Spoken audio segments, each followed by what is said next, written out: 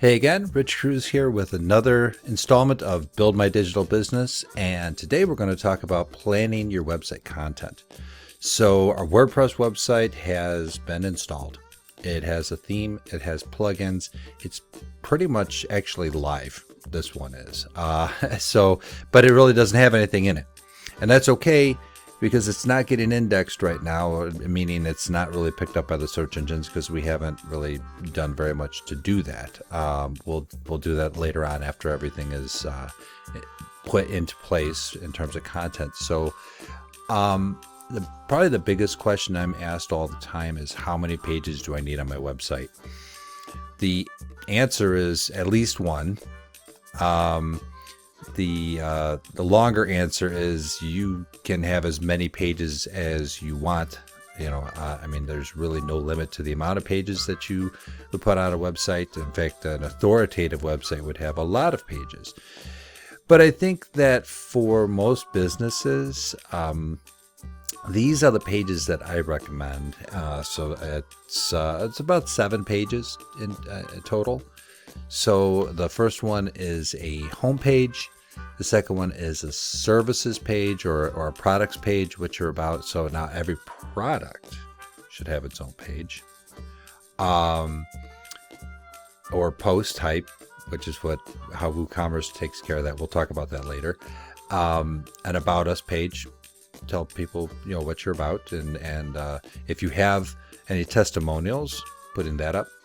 A contact page, so something that has a contact form on there. And the contact forms don't have to just go on the contact page. They can go pretty much anywhere on your website, really. A lead generation page, so a page that has a form where you're giving away something in exchange for an email address or more information, is a great thing to have on a website. Is it mandatory? No, but it is a great thing to have. And finally, you're going to want to have your blog page. So your blog archive page is necessary for a WordPress website to kind of just tell WordPress, this is where my blogs are going to go as I post them.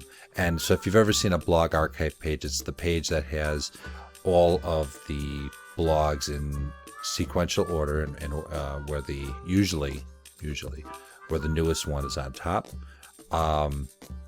So that's your blog archive page. So what I've done here, I'm just gonna drop myself down here again. So what I've done is created the content for 5 of the pages we're going to use when I start building my website here. And what I've done is taken my home page, right, and I've broken it out into an outline of, we've got 563 words, right? I recommend at least 300 words a page. The more the merrier, though. If you can get 2,000 plus words on a page, that's great. And that's my goal here, is on some of these pages that I really want to get indexed, is to have a really good amount of words on here. So I've kind of outlined what this is going to be. Let's just call this my H1 tag here, right? So this is what my title of my page is going to be, right? And so that should be my H1 tag. It should have your keywords in it, right? Keyword that you're going for. So then your H2 tag. So you want to kind of think of this like when you were in school and writing an essay, right? You had an outline, right? And you had your title and your main headings and your subheadings and the subheadings of those subheadings. And so those are your H1, H2, H3, H4, H being heading.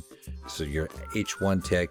Now, I usually say you should only have one H1 tag per page. Truthfully, nowadays you can have more than one H1, but you really want to make sure that your page is very relevant and specific to a relevant topic, right? So it should be relevant to that topic. So it should be, I guess what I wanted to say is it should be focused on a specific topic. So when you start having multiple H1s, you might be you might be veering into different other topics. And so I really urge you to consider like that you focus your page on that specific topic. This one is going to be on digital business, and then have your H2 tags kind of breaking down those the rest of the content into, you know, digestible chunks of information, right? This not only helps the reader to understand the flow of the page, but it also puts context for the search engines when they send the crawlers out there to take a look at what your what content is on your page. It helps it to compartmentalize what it's doing as it indexes you. So and here you can see that I've put a little bit about me, and I've got to flesh this out a little bit more, but that's my home page. Let's save that. I have an up services page, and that one opened up in another window here. That one is going to be kind of focused more on my marketing consulting, project management, planning, that type of stuff that I do.